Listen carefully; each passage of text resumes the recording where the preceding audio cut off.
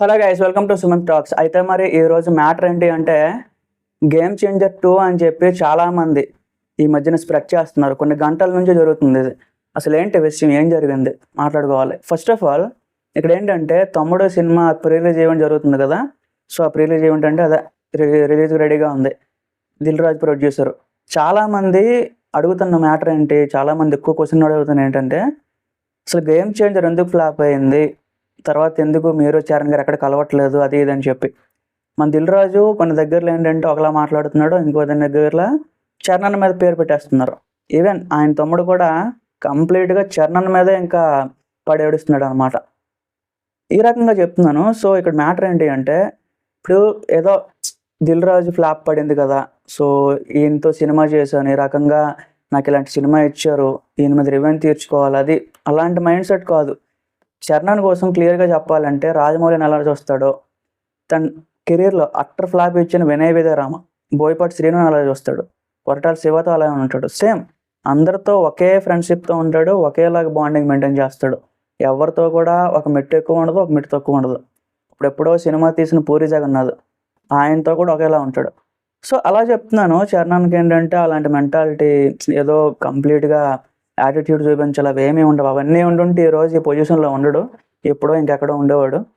అలాంటిది ఇప్పుడు దిల్ రాజు ఏంటంటే ఇంకొక సినిమా తీస్తున్నాము చరణ్ గారితో, ఇంకో సూపర్ హిట్ ఇవ్వడానికి ప్రయత్నిస్తున్నాము అని చెప్పి చాలా వరకు కూడా కప్పిపుచ్చుకుంటున్నాడు. కానీ వద్దు, దిల్ రాజు వీలైనంత వరకు చరణ్ అన్నకి దూరంగా ఉంటే మంచిది. ఎందుకంటే యాక్చువల్గా నేను ఆల్రెడీ ఒక వీడియోలో చెప్పాను, పవన్ కళ్యాణ్ గారితో చేయాల్సిన cinema game changer. Shankar already story రాసుకున్నాడు, స్క్రిప్ట్ రాసుకున్నాడు, అంతా అయిపోయింది. ప్రొడ్యూసర్కి ఇలా ఫోన్ చేసి సార్ ఇలా నాకు స్క్రిప్ట్ ఉంది, పవన్ కళ్యాణ్ గారు చెప్పాలి అంటే దిల్ రాజు ఏమన్నాడు, లేదు ఈ స్టోరీ మీరు పవన్ కళ్యాణ్ గారితో కాదు చరణ్ గారితో చేయండి బాగుంటుంది అని చెప్పి మధ్యలో ఆ డైవర్షన్ ఏదైతే ఉందో దాన్ని క్రియేట్ చేసింది, ఆ బాణం ఏదైతే ఉంటుందో చరణ్ గారి మీదకి వదిలింది దిల్ రాజు. రేపు పొద్దున్న ఇంకేదైనా జరగవచ్చు గాయస్. దిల్ రాజుతో సినిమా అంటేనే భయం వేస్తుంది.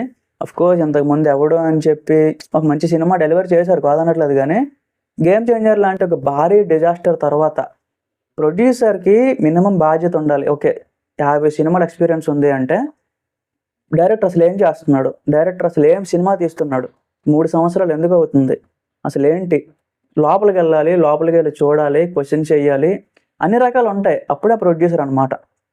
అలాంటిది ఏం క్వశ్చన్ చేయకుండా ఏంటిది ఇలా ఉందేంటి, అట్లీస్ట్ సినిమా రిలీజ్ అయ్యే వరకు కూడా ఏమన్నాడు, సూపర్ హిట్, ఇండస్ట్రీ హిట్, అది ఇది అన్నాడు. సినిమా రిలీజ్ అయ్యి ఎప్పుడైతే డిజాస్టర్ అటాక్ వచ్చిందో నాకు ముందు నుంచే తెలుసు అని మాట మార్చేసాడు. సో ఈ రకంగా చెప్తున్నాను, వీళ్ళనైతే దగ్గర పెట్టుకోవడం మంచిది కాదు అని చెప్పి నా ఒపీనియన్. సో అఫ్కోర్స్ ఆ మెయింటెనెన్స్ ఆఫ్ బాండింగ్ ఏదైతే ఉందో అది ఉంచుకోండి, పర్వాలేదు. కానీ సినిమా అయితే మాత్రం నాకైతే ఇంట్రెస్ట్ లేదు గైస్. ఎందుకంటే మళ్ళీ ఏదైనా జరగచ్చు అనేది నా ఒపీనియన్, చెప్పలేం కదా. సో మరి మీరేమనుకుంటున్నారు, దిల్ రాజుతో ఇంకో సినిమా కావాలి అనుకుంటున్నారా, వద్దు అనుకుంటున్నారు? సరే కింద కామెంట్స్లో చెప్పండి. Thank you.